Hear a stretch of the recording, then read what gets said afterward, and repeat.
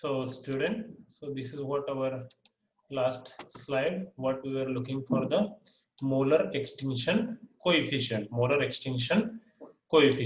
right? So we are going to find out that molar extinction coefficient on the basis of Beer's-Lambert's law. Okay, so what Beer's-Lambert's law says that absorbance is directly proportional to the concentration of the solution or the analyte and the length of the solution, that is length of the cuvette in which your solution is placed for the detection purpose. Okay, so here on the screen you can see here is the absorbance, that is equal to epsilon Cl, and whatever term epsilon is there, that is a Greek letter. Okay, and that is called as a molar extinction coefficient, that you may call as a molar absorption. Okay, so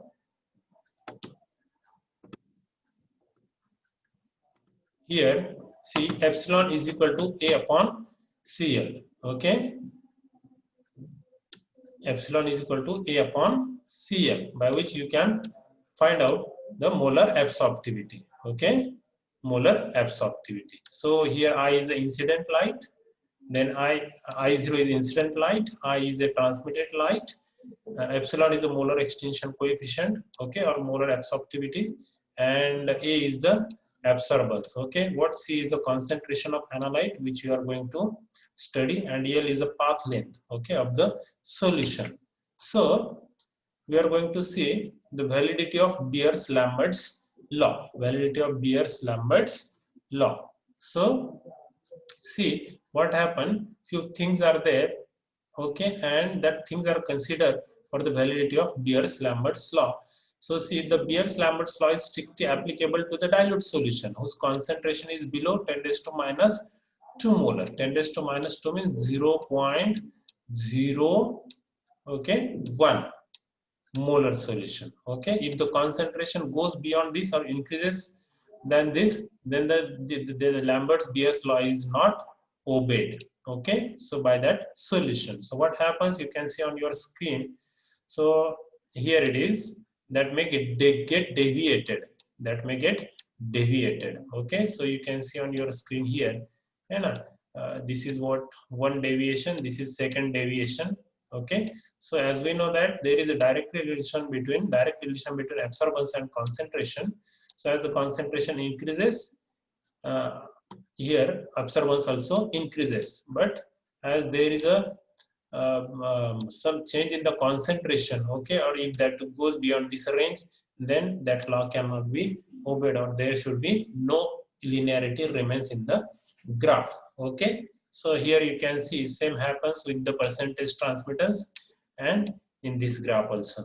Okay, so from which you will get the clear idea. Now deviation of Beer's-Lambert's law, how it is possible.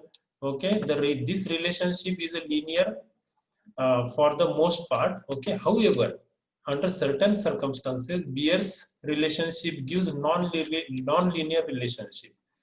Non-linear means that get deviates. Okay, what we were expecting that should go in a straight manner. That is what the linear. But it not goes like that. It goes to this direction. Okay, so that is what the non-linear relationship. So for that, what things are there on the basis of which we can explain it. See, now it can be classified as three categories. First is a real deviation. So what it means, these are the fundamental deviation due to the limitations of law itself. Okay, law is having certain limitations.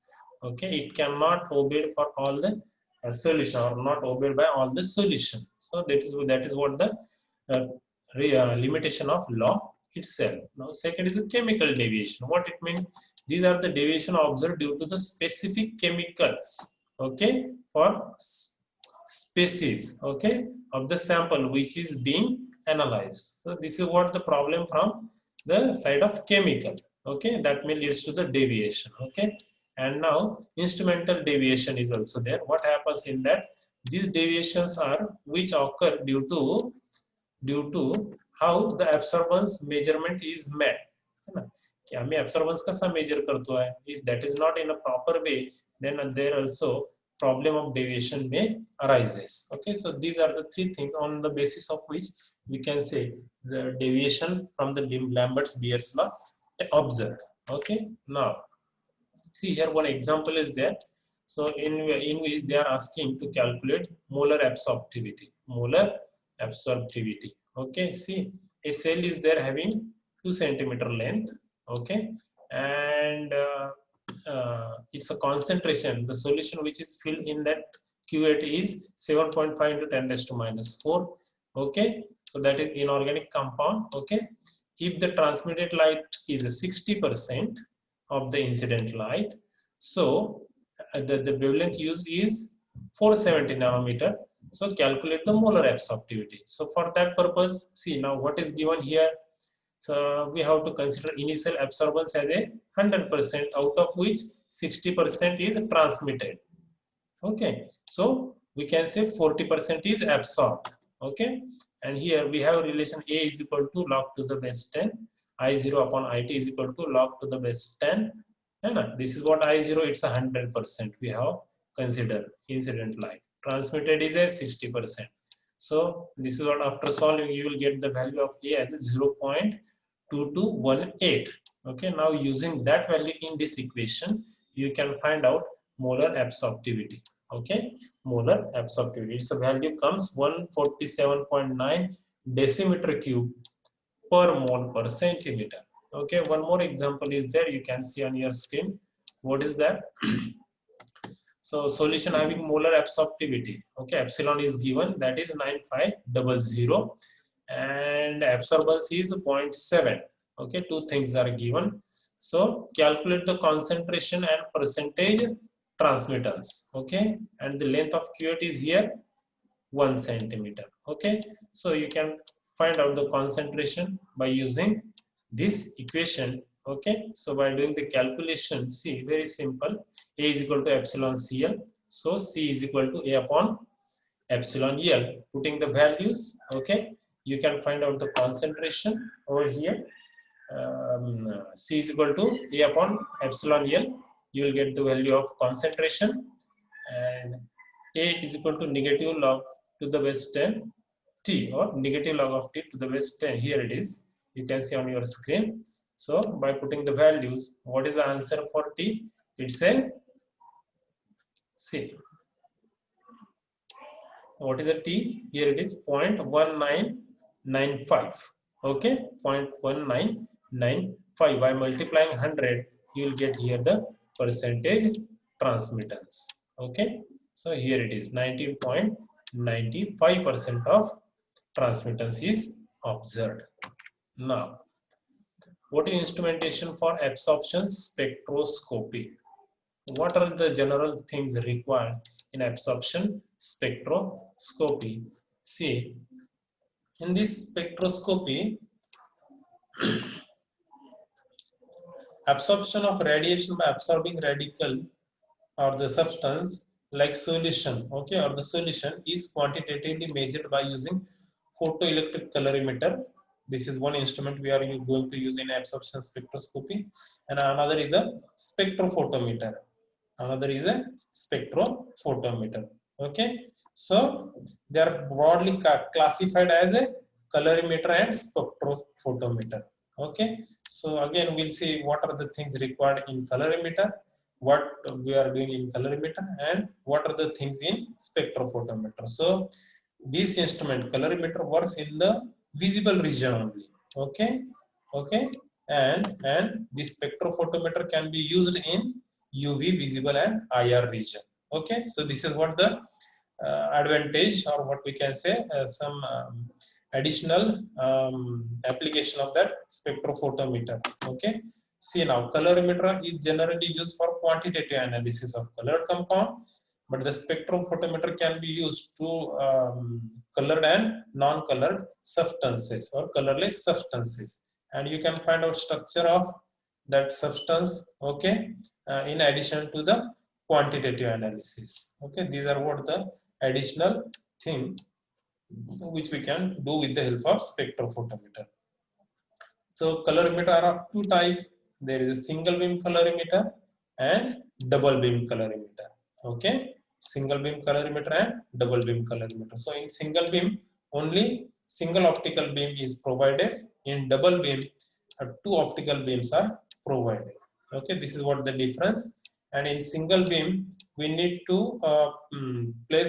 take a reading for or make the setting on the basis of only blank solution. Okay, or what we can say solvent. So you have to insert the solvent in that instrument and set the reading as a 0 for absorbance and 100% for the transmittance. And you have to take out that blank solvent, and then you have to put the sample over there and you have to take the reading in single beam.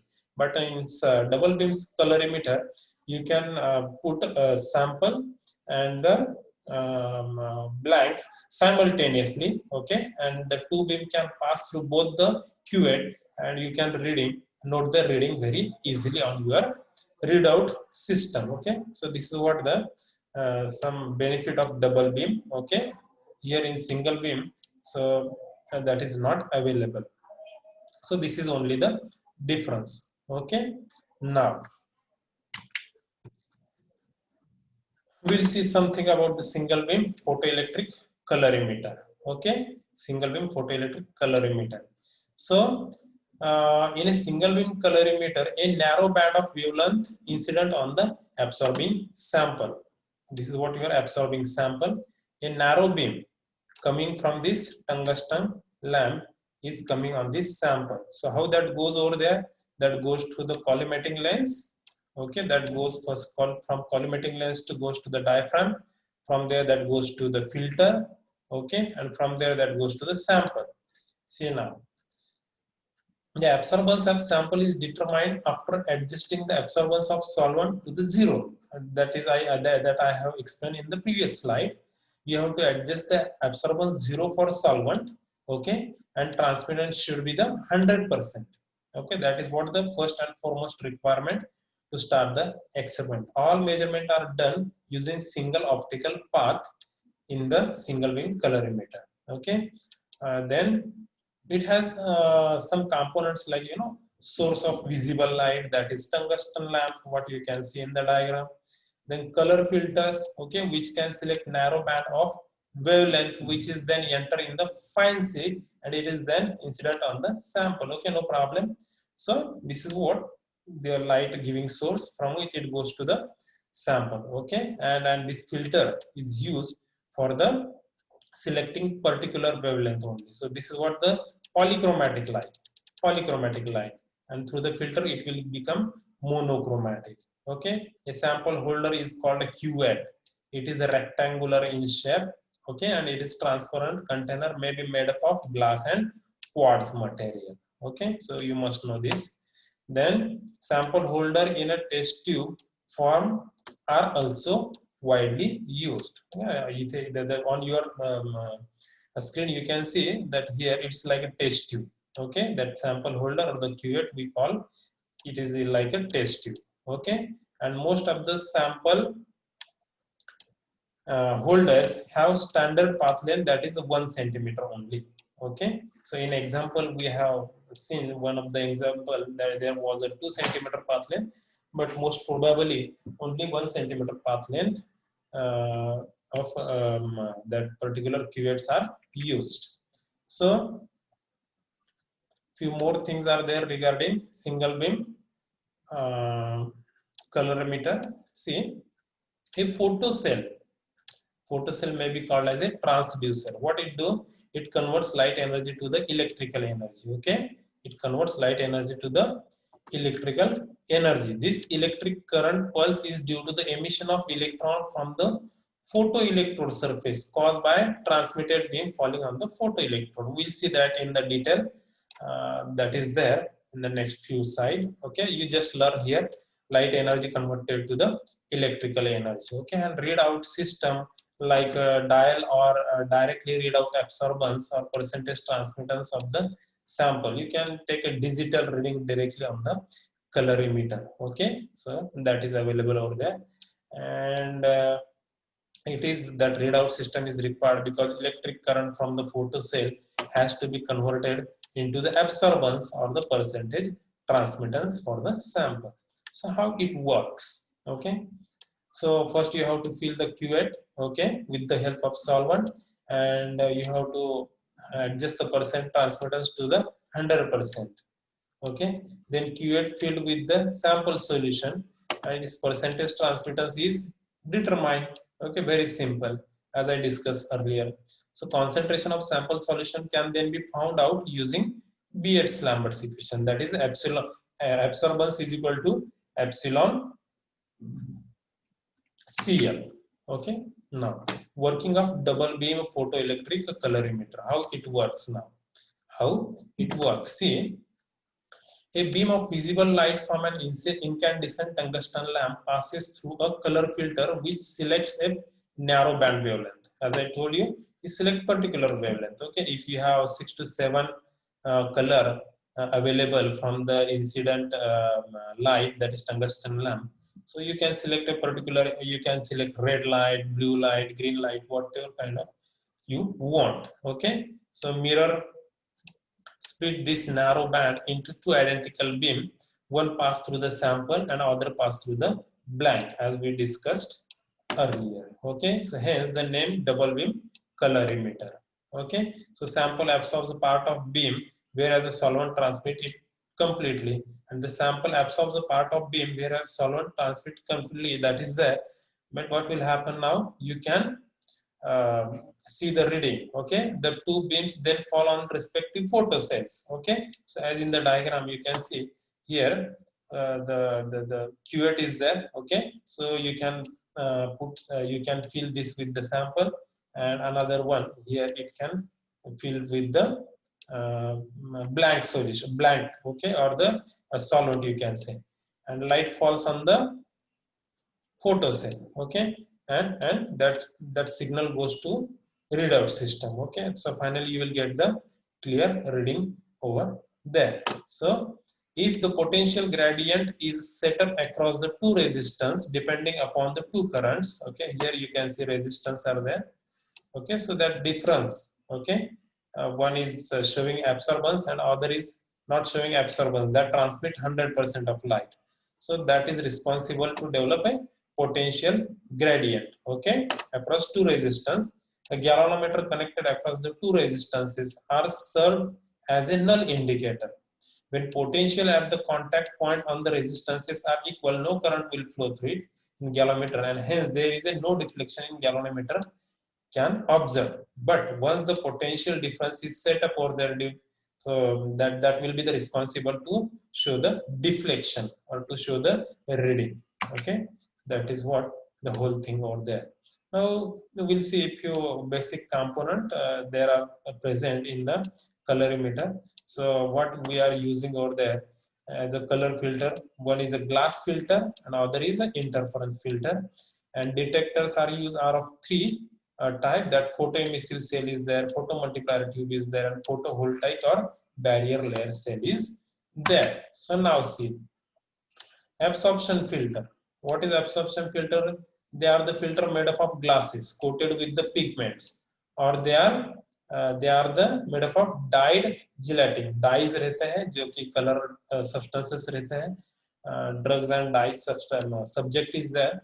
So you can see consider as a colored chemicals. Okay, so selection, how we can do, if the color of the solution is red, we have to use green filter. Okay, they are the complementary colors, they are the complementary colors, so that is why we are going to use over there.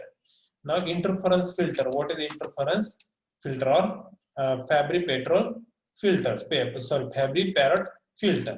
Okay, now see, it has a dielectric spacer film made up of calcium fluoride, magnesium fluoride, or silicon oxide. Okay, so that is between parallel reflecting silver film. Okay, now see here, the thickness of the dielectric spacer film can be one half of wavelength. The mechanism is that the radiation reflected by the second film and the incoming radiation undergoes constructive interference. Okay, and they use monochromatic light. See here. here it is dielectric layer, this one, okay, and semi-reflective layer is this one to this side, okay. You can see on the screen, this is a glass material, this is a glass material, this one, okay. So from here polychromatic light comes inside, but while from this side going out, there will be the monochromatic light, okay. Now detector, as I told you, there are 3 detectors.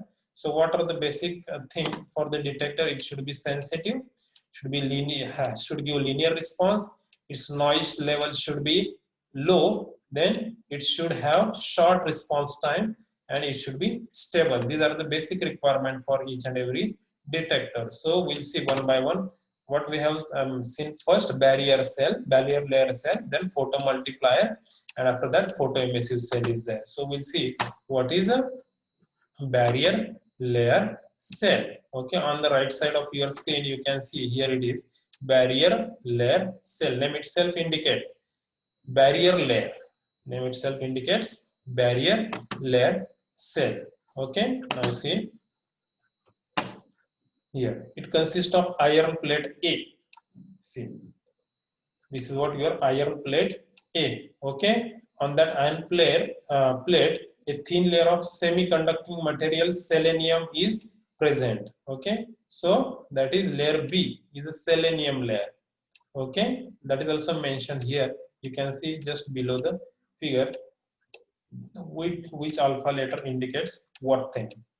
Okay, this in turn covered by a thin film of transparent silver layer, okay, which is layer except for portion of collecting ring for electrical contact. See now what is there? C theoretical barrier layer. This is considered as a theoretical barrier layer. Okay, then on that transparent metal layer is there again. Okay, as like this one, and on which collecting rings are there. Okay, so here you may get somehow confused, but this is what the whole arrangement is here. You can see how that things are arranged one over the other. Okay, and light falls on plate E. Light falls on plate E, and that is what we are collecting rings. Collecting rings. Okay. Now, what is a photomultiplier tube? Photomultiplier tube. Okay. So see, you can see very small amount of light is coming inside this photocathode. Okay, what happens now when this strike over here, it gives 2 rays, we can say. Okay, see now here in short over here only very small amount of light is given off from the scintillation detector. Only 1 electron is generated for every 7 to 10 photons incident on the photocathode.